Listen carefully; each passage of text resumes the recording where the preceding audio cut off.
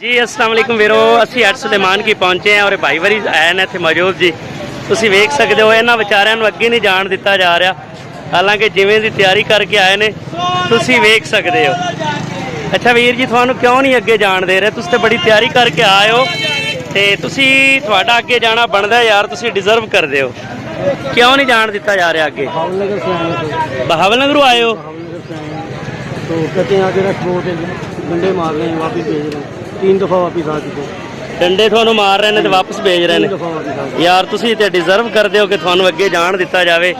जिवें दी तुहाडी लुक है, जिवें दे तुसी लग रहे हो, बड़ी तैयारी करके आ रहे हो। ਇਹ ਹੀ ਅਸਲ ਮੁਹੱਬਤ ਹੈ ਜਿਹੜੀ ਪਾਕਿਸਤਾਨ ਨਾਲ ਤੁਹਾਡੀ ਸ਼ੋ ਹੋ ਰਹੀ ਹੈ। ਆਪਣਾ ਕੀ ਨਾਮ ਹੈ ਜੀ? ਜੀ ਮੁਦੱਸਰ असगर। अच्छा, थानू डंडे मारे जा रहे हैं, यानी कि अगे नहीं जान दिता जा।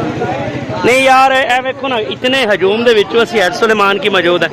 इतने हजूम दे विचों जी किसी बंदे दी इन्नी तैयारी है?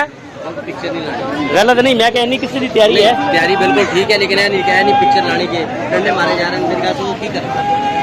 जबरदस्त जबरदस्त ਤੁਹਾਡੀ ਲੋਕ ਅੱਛੀ ਨਹੀਂ ਨਹੀਂ, ਉਹ ਸਹੀ ਨੇ, ਉਹ ਆਪਣੀ ਜਗ੍ਹਾ ਤੇ ਸਹੀ ਨੇ। ਸਿਰਫ ਇਹ ਗੱਲ ਕਰ ਵੀ ਐ ਸਫਾਈ ਦੀ ਹੱਦ ਤੱਕ ਨਹੀਂ, ਉਸ ਗੱਲ ਦੀ ਟਾਈਮ ਤਾਂ ਪੂਰਾ ਹੋ ਗਿਆ ਨਾ ਉਹਨਾਂ ਦਾ। ਕੀ ਹੁਣ ਅੱਗੇ ਤੁਸੀਂ ਜਾ ਨਹੀਂ ਸਕਦੇ, ਲੇਕਿਨ ਸਿਰਫ ਤੁਹਾਨੂੰ ਜਾਣ ਦਿੱਤਾ ਜਾਂਦਾ। ਸੁਬਹ ਟਾਈਮ ਨਾਲ ਆਓ ਤਾਂ ਸੁਬਹ ਭੇਜਾਂਗੇ। ਬਾਕੀ ਇਹ ਤੁਸੀਂ ਟਾਈਮ ਨਾਲ ਨਹੀਂ ਆਏ, ਤੁਹਾਡੀ ਤਿਆਰੀ ਅੱਛੀ ਹੈ।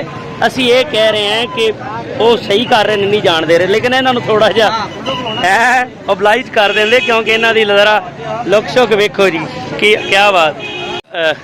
ਤੁਹਾਡੇ ਨਾਲ ਬੱਚੇ ਸਨ ਉਹ ਕੀ ਜਦੋਂ ਮਾਰਦਾੜ ਉਹ, ਯਾਨੀ ਕਿ ਉਹਨਾਂ ਨੇ ਜਦੋਂ ਪਿੱਛੇ ਤੁਹਾਨੂੰ ਹਟਾਇਆ ਤਾਂ ਬੱਚੇ ਗੁੰਮ ਹੋ ਗਏ ਨੇ?